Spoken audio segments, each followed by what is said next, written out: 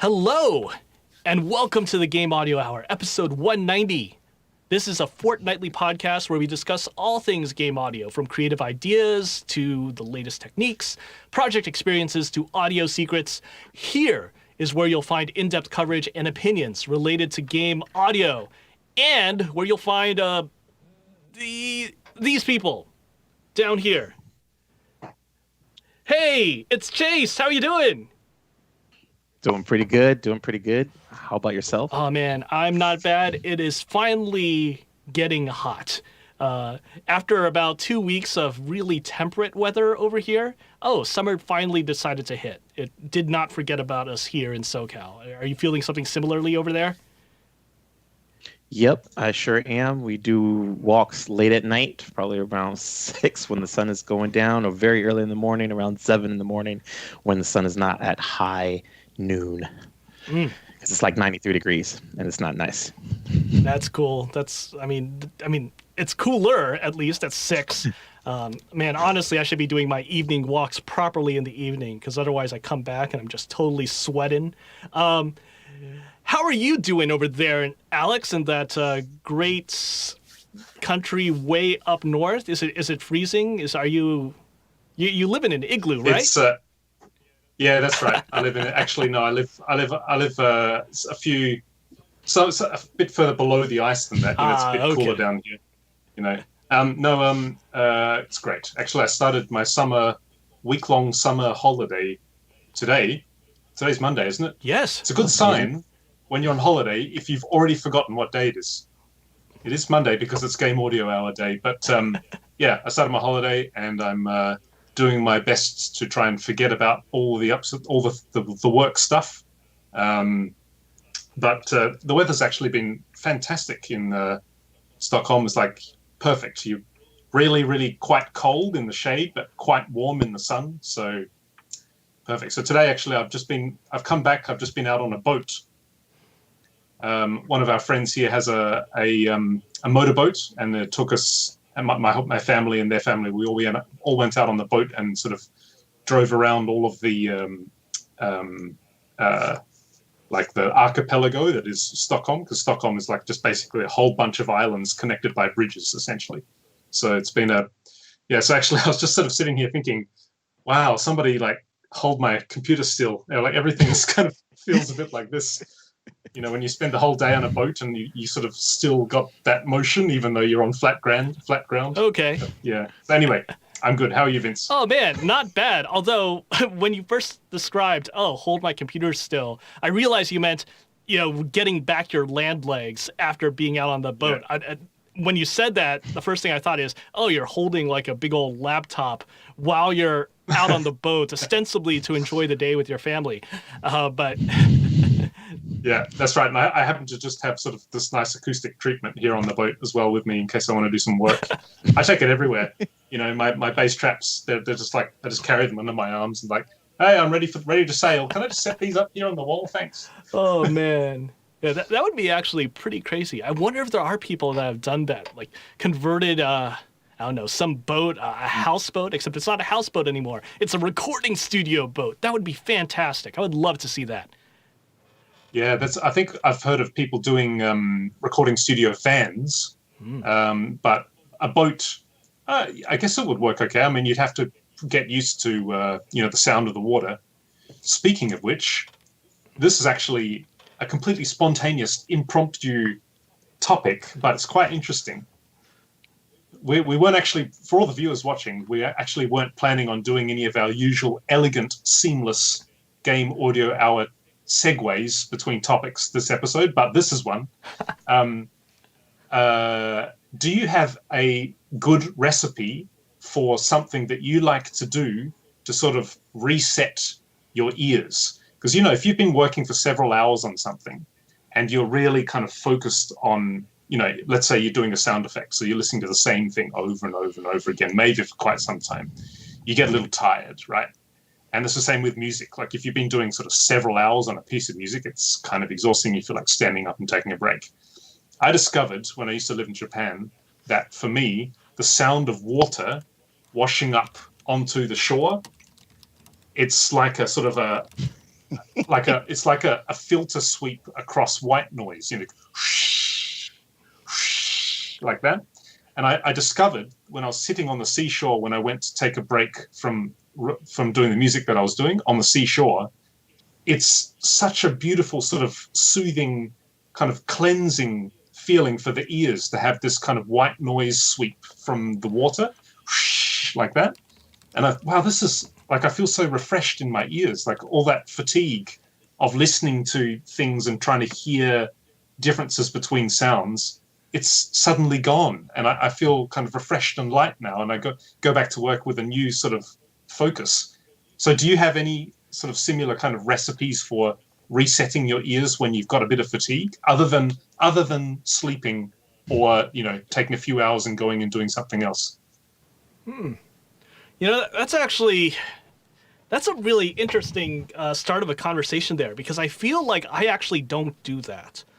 There isn't really anything that I do for that. Instead, I do something that's kind of tangential to that, where there's particular pieces of music and sounds that I actually know really well. And I use those not to cleanse my ears, but instead to get a good sense of where my brain is actually responding to things right now. Because I know those songs really well abstractly, and I could say, oh, wow, my brain is really slow right now, or my brain is not really paying attention to this part of the frequency spectrum right now. It just doesn't want to listen to that stuff. And I know abstractly that stuff is there. It could be something like it's this Petrucci solo on a Dream Theater Images and Words. That's just one of those soundtracks. Not soundtracks. That's one of those albums that I'm like so attuned to. So I know it so well abstractly that I use that as a way to gauge, this is where my brain is at right now. And from that point, I can at least move forward with a better understanding of how I should operate my brain. So wow, that's fascinating. Wow, that's interesting. Like, I would not have guessed that a potential way to sort of reset your ears is to listen to more sound. Like, I think generally when you sort of think, okay, I need to take a break now, you don't want to listen to anything. You want silence. That's where I was quite shocked. Like when I went down to the sea and I heard that sound, it just felt so good in my ears after like intently listening for so long. With the idea of it being a specific piece of music to sort of reset yourself, that's really interesting. How about you, Chase? Yeah, I'm kind of in between both of you, except the ocean thing. It's funny, Alex. Actually, you asked this question before. That's why I kind of chuckled. Yeah, you did. I remember. Yeah, I kind of chuckled a bit. But anyways, that's okay. Nobody remembers except you. I do tend to. It depends on like what Vince was saying. Like, I listen to different music that I'm not working on. It really depends on the day, but it's kind of weird. Or I'll just listen to silence. I actually bought like a pair of those type of earmuffs that the people at the airport use. Oh yeah. And I put those on to kind of do a reset because it has like a negative 40 dB like reduction or something like that. Okay. Something That's crazy. nice. And so I just pop those on, and that way like any external sounds happening, like it's more, I can still hear, but I can't hear as well. And it's like, it just feels like sound claustrophobia, but it's helping me really hone in on the silence that I really need to have. And it's fine for me, because what ends up happening is it just start this hearing this, and then I can just listen to my thoughts, which could be bad or good. But other than that, like, I know that these are resetting in their proper time. And then with that, I go on a walk typically. Cool. Yeah. I've just now remembered that you're indeed right. We did talk about this before, because I think I just remembered that answer that you gave. So sorry, any astute, dedicated, regular listeners of Game Audio Hour. We do refreshers all the time here, all the time. Right. It's okay. Yeah, refresher. It's not refreshers so much as updates, honestly, because if I remember correctly, I didn't really touch on this, but I think there is a distinction in what you want to do. Like, for me, lately I've been thinking about how I'm able to effectively continue to push myself at certain points, because hey, there are deadlines. Sometimes you just cannot take that break because we're submitting today. We're going to put this on the App Store today. I am blocking certain people, and okay, I have to keep on moving. And yeah, obviously, maybe my ears do need a break. Maybe my brain needs a break. So I've got to listen to both of them. But if I can't do what is totally optimal for myself, at least I could also push myself in a way that allows me to stay productive and servicing the needs of the team, the needs of the game production. Just keep on moving forward. That's cool. Yeah, this is such a. I'm not sure that we've really talked that much about it on the Game Audio. Perhaps we have here and there, but never perhaps like a really focused, dedicated discussion about it. But the topic of burnout and overwork and stress and mental health and management of mental health and responsibility and, fighting the artistic desire versus the logistical realities of what we do, whether you're in a big team or whether you're on your own contributing to a large or small project. I've been the last few days at Moon Mode, we've actually been recruiting for artists. And so I've been doing a little bit of this kind of work and been dealing with quite a lot of graduates and new visual artists, basically people who are new to the industry. That's exciting. And I have to say that it's exciting, but I get sort of hints here and there from the things that some of these applicants say that they're kind of ready for overwork. And that makes me very, very, very disappointed, because I guess this sounds really arrogant and I don't mean it this way, but I guess after sort of 10, 15 years of working in our industry, now we've all been there. We've had these situations where we've hit the wall, or we've realized that, okay, this is not healthy, or I can't do this. How am I dealing with this pressure? All of that. And so there's no more sort of, I guess, glamorization, I guess is the best word, of overwork and things like that. And yeah, that I think that permeating down to people who are new to the industry in game audio. If there's anybody out there right now who's watching this who is new to the industry and is thinking, right, I'm ready to crunch, man, we're going to do it, I'm going to crunch. It's like, don't be thinking that that's cool, or that that's the way that it should be, or that that's the way that we all do it because, we've been there, man. I've been there. You don't know what kind of stress I've been through. Now it's your turn. If you want to prove yourself, you gotta be doing this many hours of this much work. Maybe this is a topic that we can sort of dedicate an entire episode to, because it is important to talk about it. But perhaps when we got Mike here as well. But yeah, I don't know how. Sorry, I have no idea how I got to do this. I'm doing self segues and sort of ending up in weird territory. So somebody pull me back. But anyway, it's okay. Yeah, I think it is actually a good idea to deal with that in another episode. I mean, just because it's so different between all of us, our relationships with different projects, different companies. Are you an employee? Are you a freelancer? Are you working on multiple projects at once? Yeah, the toll is different for all of us, and I think let's come back to this topic for a full episode, because it's a huge discussion and there's a lot of stuff to cover. Yes, let's move on, because we have prepared some pretty cool topics, some meaty topics. Sorry. It's okay. It's okay. We appreciate this, Alex. But let's move forward with some of these other things. Let's do it. Mike, who is actually not here, kind of inspired this topic in the green room while we were preparing for the show. Even though he's not here, he mentioned some of these small tools, and I thought that's actually really cool. We hear so much about big, robust tools, big isotope suite, waves, just really big, sort of robust tool sets that can do so many things. But there are also a whole lot of cool, small little utilities that do a few things, or maybe even one thing, really well, and they're just indispensable. They're so effective. They're just engender this real great admiration, appreciation for the people that made this cool little small tool. You can rely on it. I've got a couple that I think are just really fantastic. Do you have any tools that come to mind? Chase, is there anything that comes to mind for you? Small tools. You guys can still hear me, right? Yes. Yeah. Yeah. It would probably be the Sugi DSP Sci-Fi one that I purchased for a game jam last month. It was about $50.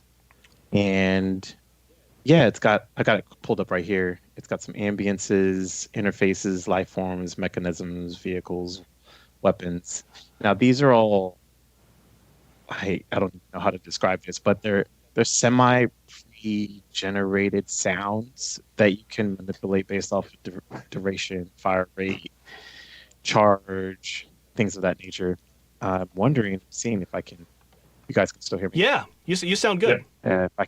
If I can do a screen capture.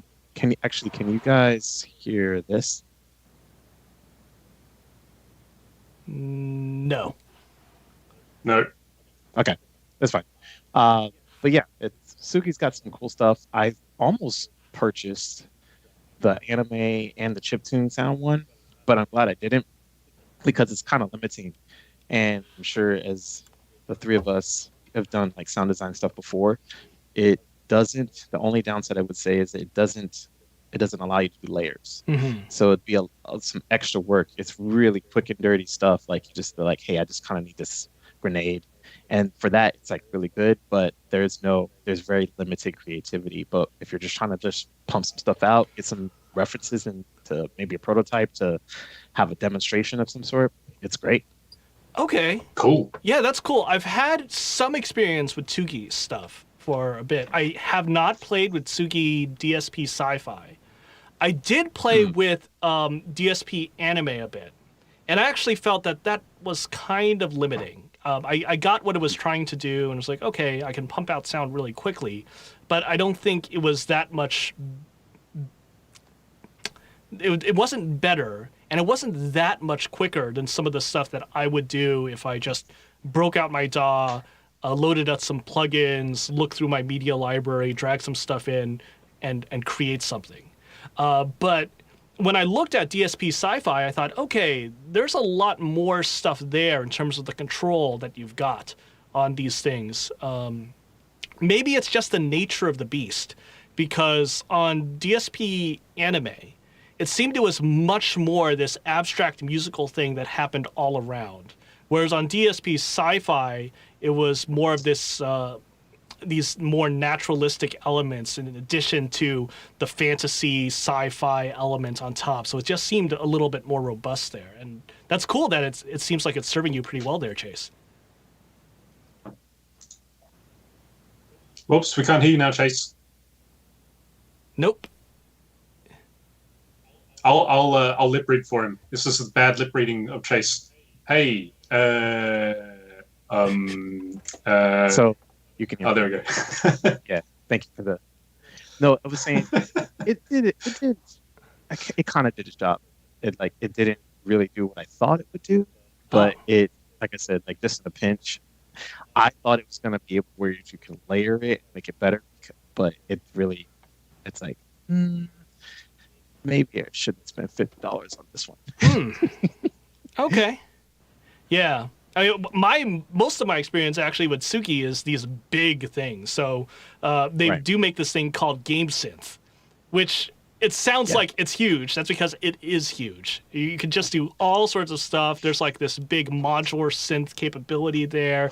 There's all sorts of things for vocal chain processing. It really is trying to do everything, which is the exact opposite of these DSP sound packs that they've got. But it's cool that they do both. I actually really like my experience with GameSynth. So Tsugi is not the most well-known company out there, but I think they do some really cool stuff, and I've been paying attention to them for a few years now. Yeah, same here. I just wish, like, the game synth is about what, $300? Yeah, I think that's even a promo pricing. I think it's maybe even a little bit more than that. Let me just And you check. Did you find it like more more robust and more like creative overall with having everything rather than like the mini tool. Because I know like I think what they're doing with the mini tools is like here's a little portion from Game Synth, and we're gonna put into this little mini tool thing to kind of give you a little taste. Game Synth is good. Like, Okay. I would say just for the vocal effects tab and that chain, it's just all right. There's some really good stuff there when it comes to vocal processing and batch resaving and rendering all that stuff out. That stuff is really good. I've been using the heck out of that, and that's just part of it. Then there is the Gotcha. modular synth stuff that is even more robust. If there's one issue that I currently have with Game Synth is that some of the different tabs that they've got, like, okay, engines and vocals and precipitation, weather stuff, like they are ostensibly in this same app, Game Synth, but they actually control a little bit differently between them. And I kind of wish it was a little bit more coherent there. But Sure. yeah, I like it. But before I dive too deep down, go too deep down that road, Alex, did you have any particular plugins or other tools that come to mind, like really small focus things that you think are really cool? Yeah, I have two. Number one is basically every optical compressor emulation ever. I love optical compressors, and so like that sort of LA2A or various other different sort of style, optical compressors. They are the definition of what you point out there. Like they basically usually will have an input and an output, and that's basically all you get usually. Like so the input, the more you crank it, the deeper everything gets, like the more intense everything gets, and then you just bring up the output to compensate for the loss in level, and you're good. And so I think two specifically come to mind. Is number one is of course Plugin Alliance's Brainworks BX Opto, which is you guys are already, I know. So here we go. Here goes Alex with his BX Opto. I mean, it's again. good. A BX I can't blame you for that. Yeah, I mean, it is the perfect definition of what you are saying. Like it basically has an input knob and an output knob. There are some extra really cool sort of sidechain functionalities in it as well, but you don't need to touch that. It's just basically turn this, turn that, and you're good. The other one by Plugin Alliance is the Acme Opticom XLA3. I just got that. Oh, it's Chase. I just mate, got it for $20. Oh, mate, that is that my basically that and BX Digital and BX Opto. That's all I need. The Opticom XLA3 is so good. It's basically an optical compressor like BX Opto, but it's dirty. It's intentionally very, very dirty. So it will, depending on the attack setting, it has 3 attack setting or response settings: slow, normal, and fast. And depending on what that is set, it'll depend on how much sort of extra harmonic content that you'll get added onto your signal.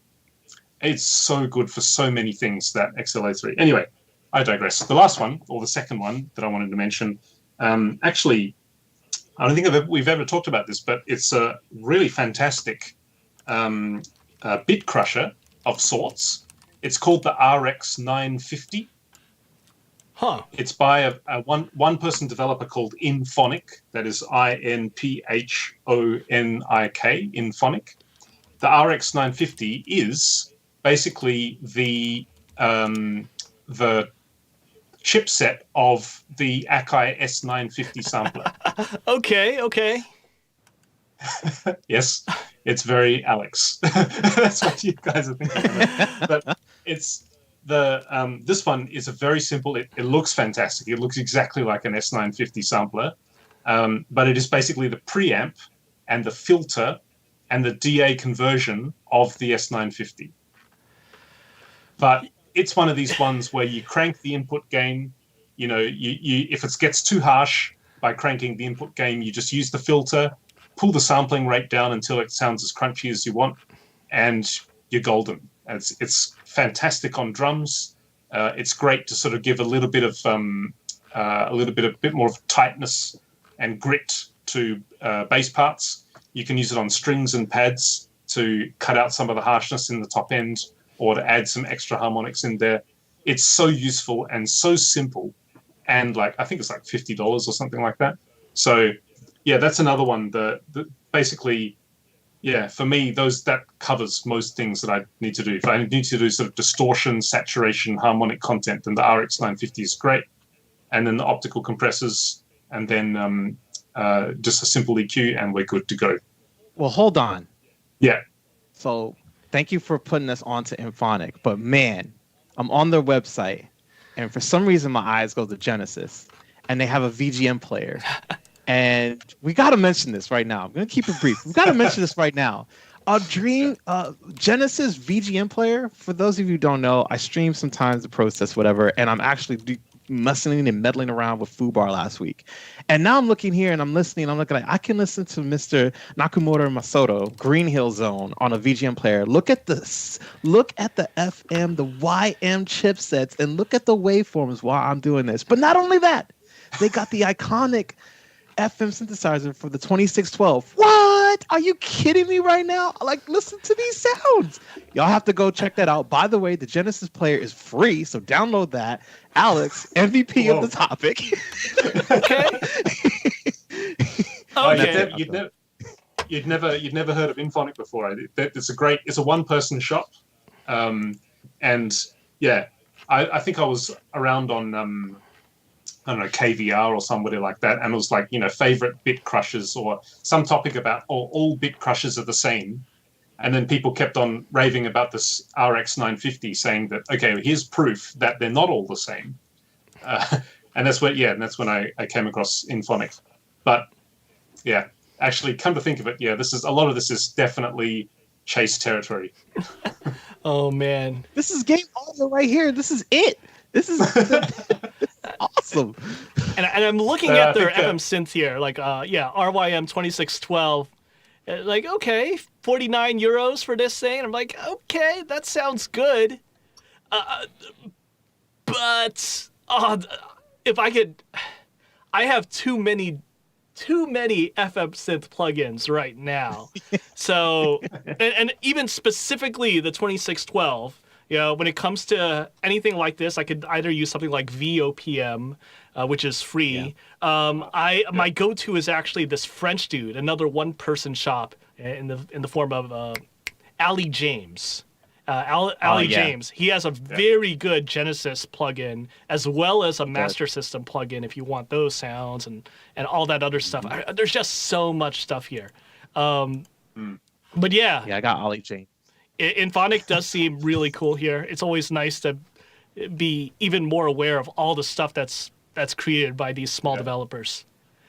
I can see Chase is like saying, guys, I got to just exit a little early from today's shows.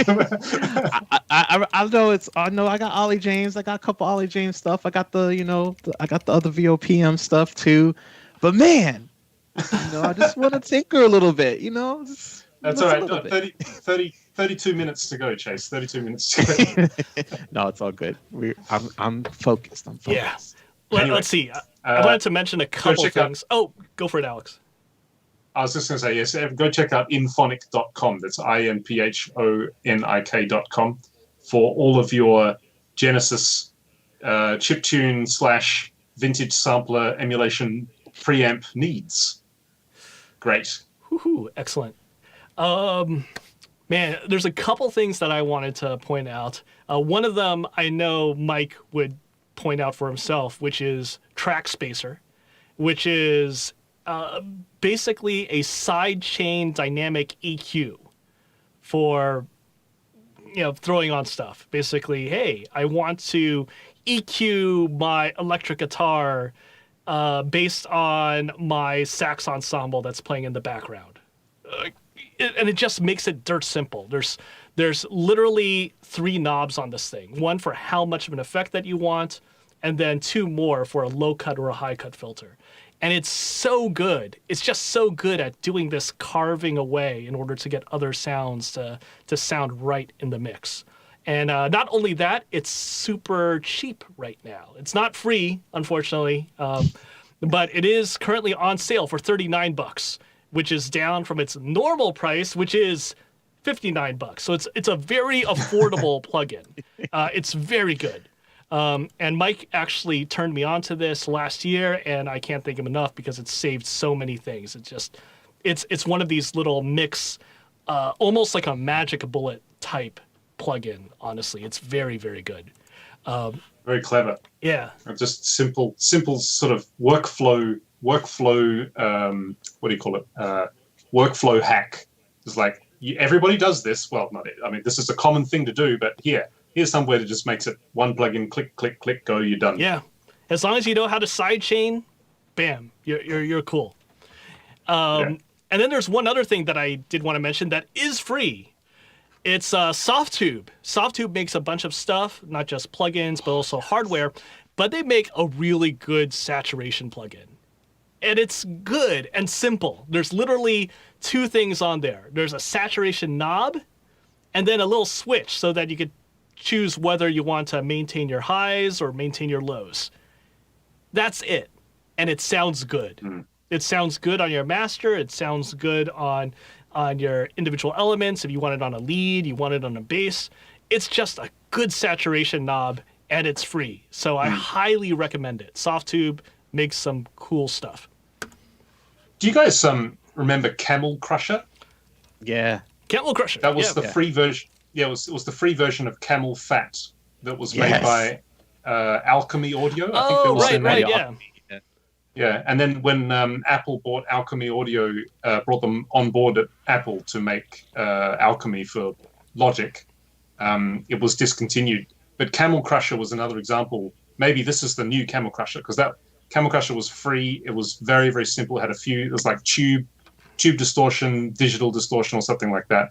Just dial it, a few filters there, tame the highs, you're good to go. And I think so many people were very upset and angry when Apple sort of bought Alchemy, and therefore all of those like Camel Fat and Camel Crusher were discontinued. So maybe this, what's it called? One knob, the soft tube one. Oh, it's just called saturation knob. Oh, okay, saturation knob. Yep. Yeah, I'm crying over here because I discovered that.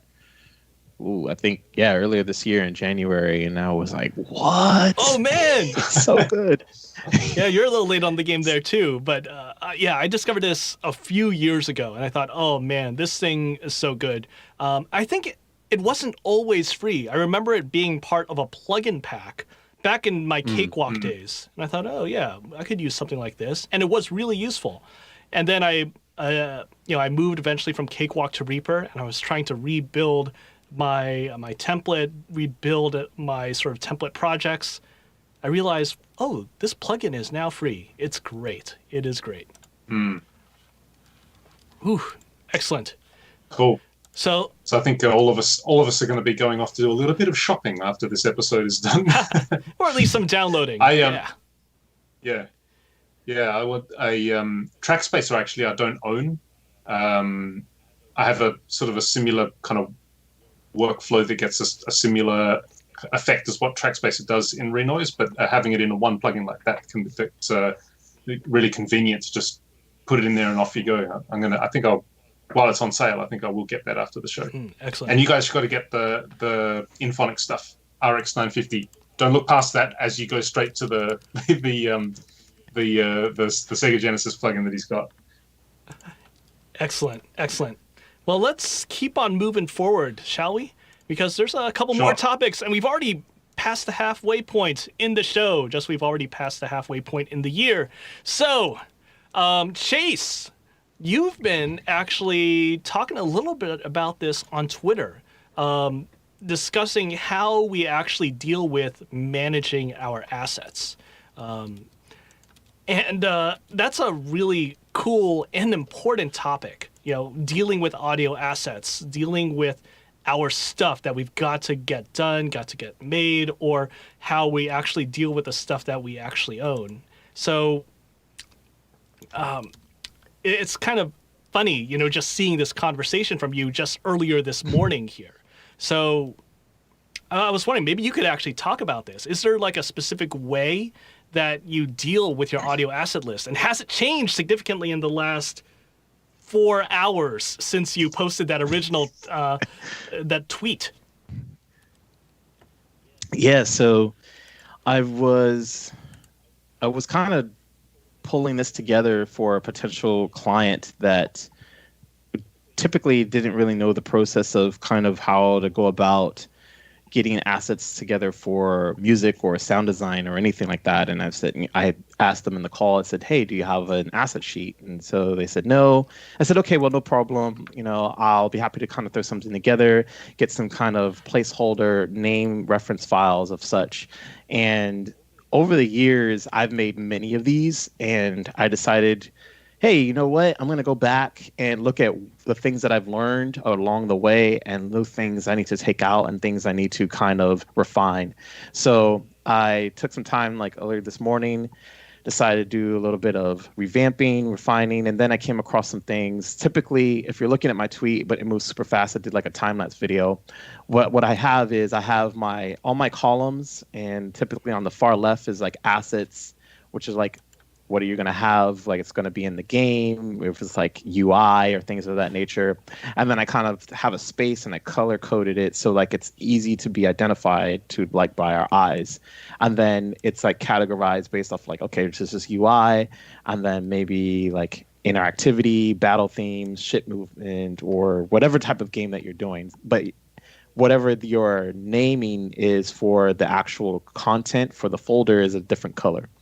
So there's that. Then the next column is descriptions, speaks for itself. Typically for the developer to say, hey, this is what I think the sound should sound like, or this is what we're kind of going for. Then variations, you can fill in the blanks there. Format, OGG or WAV, typically what we're kind of almost all using for our projects nowadays anyways. Duration in terms of like minutes, seconds. Then feedback is the next column, and comments, meaning after you've already kind of designed the prototype sound of whatever, then you're kind of get something going forward saying like, hey, this is cool, just kind of maybe take off that tail, cut it back, etc. File name. So this is one I'm going to come back to later.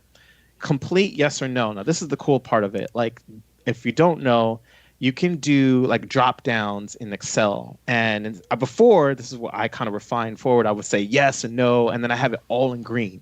So because complete yes or no is very vital to know like how you're moving forward for checklists, not only for yourself as a designer, but for your client as well, to kind of keep the communication cohesive and in like flowing, because then you don't have to say like, oh, they can check the file. Maybe you're in a different time zone. Say, yes, Chase marked it, Alex marked it, Vince marked it, it was good to go, it's green, or no, that it's not complete, we're moving on, these are the things, we kind of go from there. And then the next column will be like references, any YouTube links, any reference links of that nature from Spotify, whatever the case may be, et cetera, et cetera. And then at the bottom, you have like music, and then you have another tab for sound effects, and then maybe you can do branches of. So I'll come back to file name. What I asked on Twitter and wherever else I had posted it was, do you think that by having like file name on one of the columns is a little bit like, would that add clutter, or what about like naming of the file name in folders? And I only asked this because I was working with a team where I was an audio director and a sound designer had kind of approached this in the way to say like, hey, we should all have the file name so we know exactly where it is. But then I thought like, well, that was about 6 years ago, and we all kind of using different repositories now, which are a little bit better, but things that are kind of linked to one another in that sense. And I was like, well, we could just kind of put it on another tab. But do you think that adds clutter, or what are your thoughts and things of that nature for any reasons? Man, I mean, I think a file name is essential, but yeah, that stuff can definitely rot away, which is scary. I mean, that definitely has happened. I mean, I'm thinking about some of the asset sheets that I've managed over the years. Oh, wow. I think many of those file names actually are no longer relevant. And I wonder if that's an indictment of file names or if it's an indictment of me.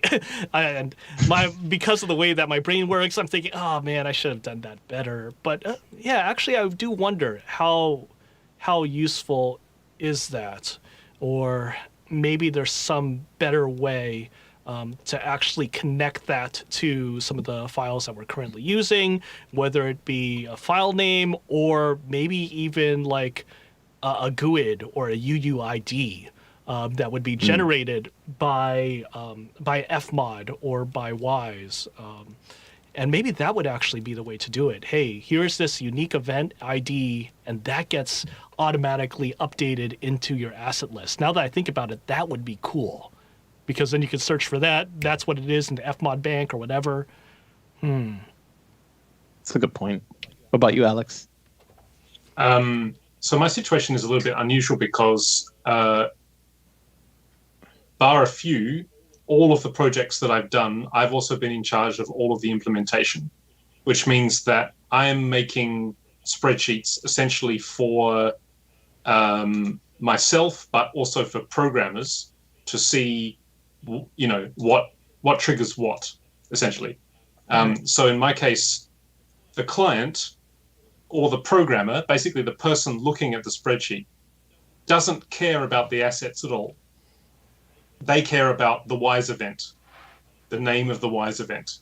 So all of the assets are sort of one layer behind. So the file names really, for me, it's only for my own personal reference, but everything is managed inside WISE or Fmod. And all my spreadsheets do is just tell the programmer, here are the events, or tell the client, actually, it's pretty much always telling the programmer, here are the events.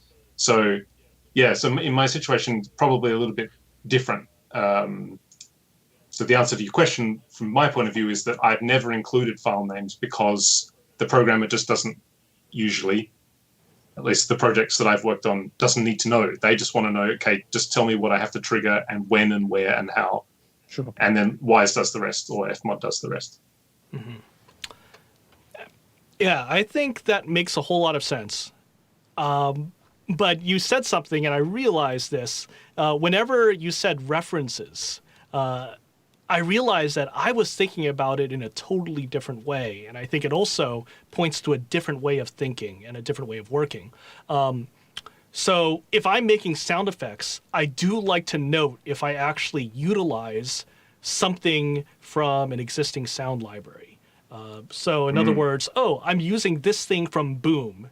Now, of course, the final sound effect is going to be something very different because it goes through processing, editing, chopping up. Maybe I really just want to use this tail because it's a really good tail on top of the rest of the impact that I've created.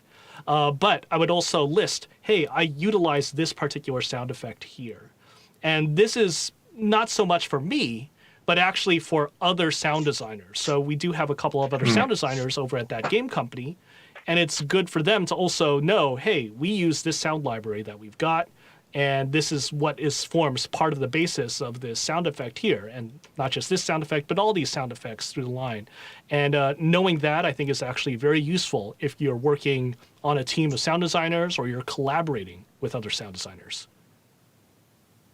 Yeah, for sure. I think when you work on your own versus when you're working in a team of other people, then the amount of organization that you need to do changes drastically, just because the consumer of your spreadsheet has completely different objectives if you're working on a team with other people, compared to if you're doing it all on your own. Yeah, and I've definitely been on both sides of the coin, typically more so of just governing myself and where I realize the asset and organization comes into play for, like I was mentioning earlier, communication is to keep a lot of things from confusion, especially if you're like in between Slack or Discord. And said, well, you said this and I had this down. It's like, well, this is up to date. This sheet right here. Let's kind of like, make sure that we're on track and, we're going on, we're hitting milestones, et cetera, et cetera. It just adds, it's a little bit more, just a tiny bit more work, but I think it just saves, your bacon overall in terms of just like, it looks good. It feels professional. It all like can come together. And yeah, sure, it's probably for yourself, but I think it also like is just beneficial to possibly anyone on the team to kind of just manage. Because I actually, on the team that I was on before, they actually have an art asset list. I'm not sure exactly what theirs was like in the sense, but like I realized that just kind of having this, especially with the column of descriptions, is so crucial, because then if they don't have any video references and they are leaning on you to say, hey, look, do your thing with the music, do your thing with the sound effects, as long as the descriptions is filled out, everything else can kind of at least be manipulated and coerced in whatever format that you want to kind of present it to them for. Yeah. Do you ever use Notion? or do you always use like Google Docs and Excel files and stuff like that?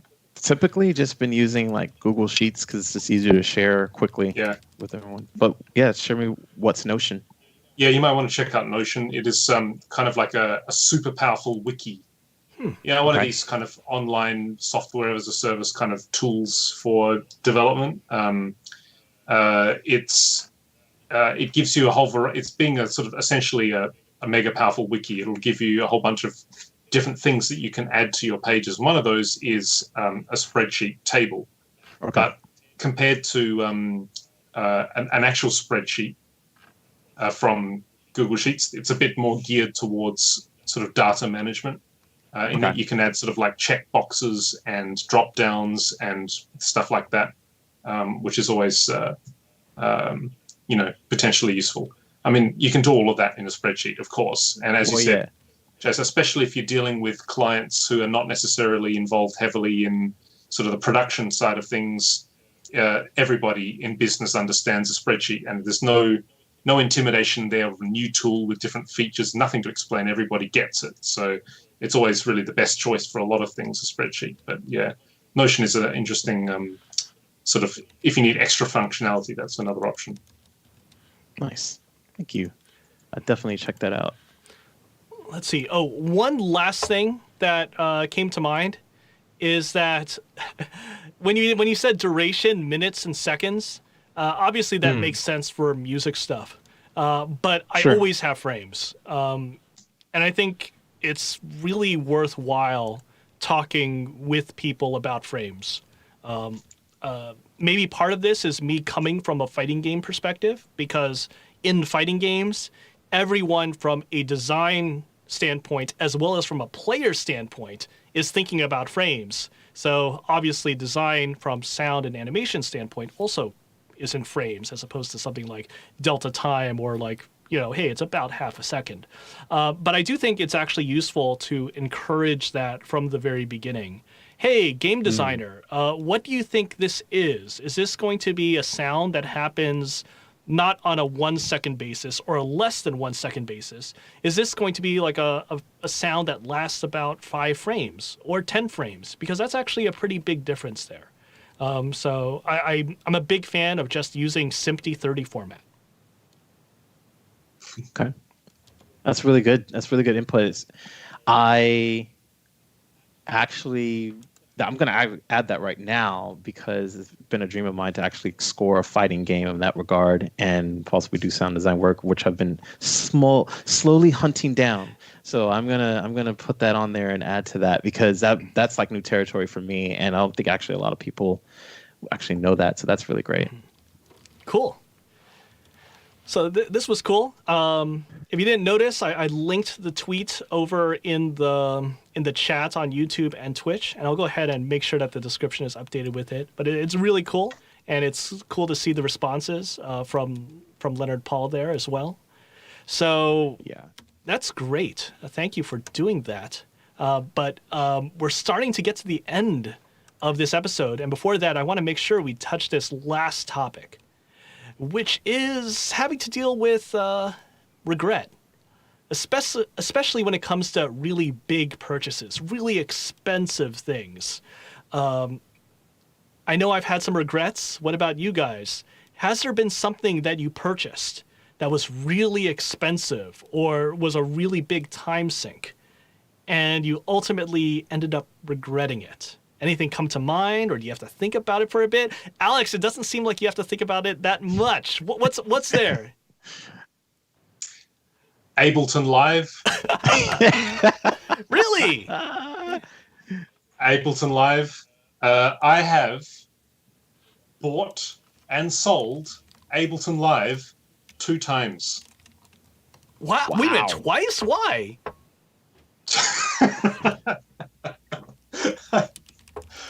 I'm such a loser. No, basically, Ableton Live is the DAW that I really, really want to like. Like, I really want to like it. And so over the past 10 years or whatever it has been, I can't remember, I bought it once and I used it for a considerable amount of time and got really sick of it, because like the just visually, the arrange page, it's like a complete. It's just like all boxes of colors and lines and stuff, and it's just like I have no idea what It all is going links on here. together, though. Isn't it great? It's just like I can't see anything on this. It's just like all these colors and stuff. It's like I have no idea what's going on here. But I kind of pushed through it. And it's like I really want to sort of like it speaks to me in a lot of key ways. It's very simple, it's very stripped down, it's very streamlined, it's designed to work quickly and get the program out of the way and let you just get on with stuff. And I appreciate that kind of philosophy behind the UX design and all that. But like after a few years of just like really trying hard to look at to like it, then there's the mixing in Ableton Live, which is really bad because you just you got to select a track before you can see what's on it. So if you just want to like quickly come over here, open that plugin and tweak that, come back over here, check what was that. Oh, what's my settings there? Go back over here. There's no mixing page that will allow you to do that. You have to like click on every track in order to see what the plugins are doing. And I couldn't get used to that. So I sold it. Great. Wow. Oh, that's a way to. Then Live 10 came around. And Live 10 was touting all of these like new improved color scheme and interface has been improved like this in different sort of key ways. The workflow has been improved and everything is better now. And it's like, okay. So I tried a demo. Yeah, this is good. We're good now, me and Live. This is going to work out. So I bought it again. Oh no! Thought, it's okay. Like this time we're good. It's going to be fine. No. No. So then basically, I tried so hard again, like the first time, to like it, and the interface was a little bit better. But the minute for me that you got more than like 10 tracks, it's Michael Hoffman in the chat has just said, Ableton user here, you can change the way windows show up during mixing. It's in the preferences. Yes, but if I want to see an overview of multiple tracks and what plugins I have across everything, like you would on a mixer page, waiting for Michael to comment. Waiting for Michael to comment. Anyway, like I'm not criticizing Live at all, and I completely understand why people who do use Live, why they love it. But for me, I just could not. And the second time I bought it, I thought it's going to be good now. New interface, new redesign. I can do this. It's going to be great. And then I was just not using it. Again, the same problem. It's just like I can't get used to this. And around that time, Cubase 10 had come out, and then also Renoise 3.3 or whatever they're up to now came out as well. And like all of these other things, I tried out a Cubase demo and like, wow, like this is great. I mean, it's heavy duty. It's like really, it's not the light, nimble kind of thing that Ableton Live tries to be. But Cubase, I was so shocked when I got Cubase about how usable it is and like how well designed it is, that it is very heavy and it is big and it is complex, but it is designed in a way that it feels very intuitive and works quite simply, and it just kind of clicked with me much better. So that's when I thought, okay, Chase is always, whenever I say Cubase, he's always got some kind of. Hey, I'm just gonna drink over here. I'm not just gonna sip your water there out of your branded mug. Thank you, Cubase. Yeah, Cubase. This episode is anyway, sponsored by Steinberg. If only. Yeah, if only. No, basically Ableton Live. So after Live 10, and it still just couldn't. Like I tried to like it for the second time, but just not happening. So yeah, I sold it, and I used that money together with some extra budget that I had to buy Cubase Pro, and wow. Chase takes a sip every time you say I'm gonna just drink. So Cubase is great. I really like Cubase, and Cubase, I definitely recommend Cubase to anybody who is wanting to get on the Cubase, because Cubase. Anyway, yes. Cubase is cool. You like Cubase, Vince? Yeah, I've had a little bit of experience with it, but I actually haven't used it in about a decade. What was it that you have experience with there, Vince? What Oh was my God. Was it Cubase? Yeah, I think it was Cubase. Once we get to the point where we're, hey, this episode has been sponsored by Steinberg. Use Steinberg interfaces, Steinberg software, Yamaha monitors, etc. I'm cool with them. They're great.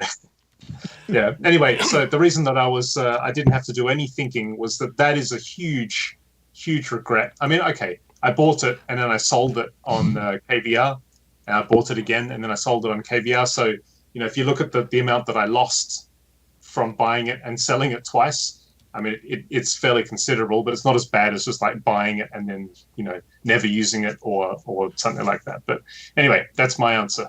Let's never talk about Ableton Live again. Yeah. Chase, how about you? Yeah, so unfortunately, mine is gonna break your heart, Alex. But mine, I'm looking at it here. It's the Pro VLA 2. Oh, really? And yeah. Well, it's because I bought it and then I didn't really. I rented it before I bought it, and I was like, yeah, I need this. And then I moved, and then I haven't really set it up since then. And I'm just looking at it, and I'm like, I gotta use this thing. I spent money on it, but honestly, I really don't know what I'm going to use it for just yet, because some of the music is all over the place that I do. So it's like I just got to figure out like what it's going to be best for, because I haven't found what music it sits well with. So I just kind of don't use it. Well, I mean, that's too bad. It is hard to just deal with these hardware pieces. Some of them, hey, you keep it on the sideline, it'll be there just in case or just for the right moment. I mean, I've got a Roland 3080 right here, which I love. But, I mean, I haven't been using it, not because I don't like it, I just haven't been making that type of music in a while. So, the job is what it is. Yeah. And you? Well, let's see. I mean, I'll go ahead and say it. I bought a new computer, and that computer was the wrong way to go. So 3 years ago, I decided that I wanted to upgrade from my computer that I was using as my main music workstation. So 3 years ago, 2017, my main music workstation was hot stuff back in 2012. It had that Intel Core i7 from 2012. It had a hot 16 gigs of RAM, which was the max that the motherboard could handle at the time. And I was trying to do these big orchestral type of projects. And it was chugging. It was really chugging. And I thought, okay, I am going to go to a reputed computer vendor and have them make me something. Like modern, hot stuff. Give me as good as I could possibly get. And it wasn't quite... It wasn't quite, as good as you could possibly get. This wasn't a $50,000 Apple Mac Pro or something like this. It's here's a computer, and I did spend a big chunk of change on it. I literally spent $3,000, and I thought this is going to serve my needs. And then I realized it didn't, just because there are so many things that go into performance besides the computer itself, besides the processor and the memory. There's going to be how well it interfaces with your sound interface.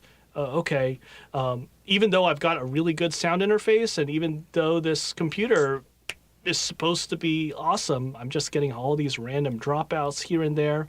Maybe I should have spent the other $2,000 on an even more reputed computer vendor in order to have them test specifically for motherboard sound interface issues. It basically, this thing was an improvement, but it wasn't the ginormous input, the ginormous improvement that I thought it would be from a computer that was 5 years its elder. And so I was experimenting with a couple of things after that. I was using it, I thought it would be good, but I ended up actually going the route that I think I would repeat in the future if I decide to upgrade my computer again, which is getting a really, truly hot stuff computer from a few years back. So basically, I've got this computer for $1,000 that was a refurbished 2013 dual Xeon with 192 gigs of RAM. Because, hey, You can do that for $1,000, it turns out. And it's so good. It's so good. I think one of the things that I decided to follow, which I think helped me out, is that these workstations were, in fact, one of these Avid approved workstations. So if you're a Pro Tools user or whatnot, you know that these things work in that sort of environment, whether it be audio production or video production. So that's cool. And $1,000 for really hot stuff from 2014, 2013, that actually does stand up to some of the hot stuff that's coming out right now. It's going to be louder, it's going to eat some more energy, but a whole lot better than the $3,000 I spent on a new computer in 2017. I have so many questions. I'm quite confused about how, like, the kind of problems that you were having with your $3,000 hot rod. Like, I've not really sort of heard of something just sort of flat out not working. Well, I mean, it would work. The thing was that there was actually a couple of issues. One of them was that there were, in fact, issues with my USB controller on my motherboard. It just wasn't. This is just motherboard chipset issues. Hell, you plug this USB in this port, it's not great. If you plug it in this port, it's better. If you plug it into a separate PCI Express expansion card with USB, oh, it's even better. That's really surprising. Whatever. And then there are other things like, it's already at the hour, but I've got to. And then there were other things like me just not being aware of the connection between what are the technical demands of modern software music libraries, software instrument libraries, and the relationship between that and the actual power that I have on hand. Because they're not going at the same rate as the years pass by. So. I see.